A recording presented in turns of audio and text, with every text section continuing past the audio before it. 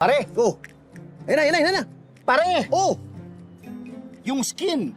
Ano? Walang ka-blemish-blemish. Pare, ang linis ng mukha. Palagi ko nag-exfoliate ito.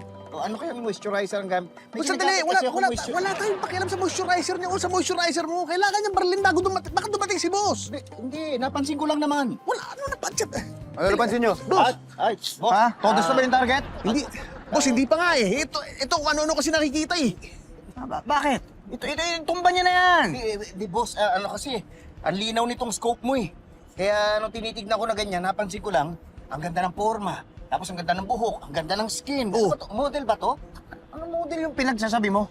SPA yan. Masyado ng maraming nalalaman yan sa organisasyon natin. Marami Oh. alam to? Kaya nga. Ano? Parang, girahin mo na. Hindi, boss, tignan mo. Tignan mo.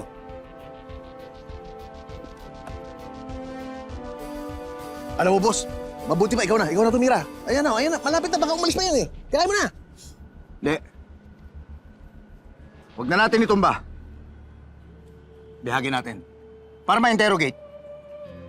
Tama. Hindi. Oo, Tama. oo. Para malaman natin kung ano yung mga sinasabi niya sa mga pulis. Tama. Hindi. Gusto ko malaman kung ano yung beauty secret niya. Tama, boss.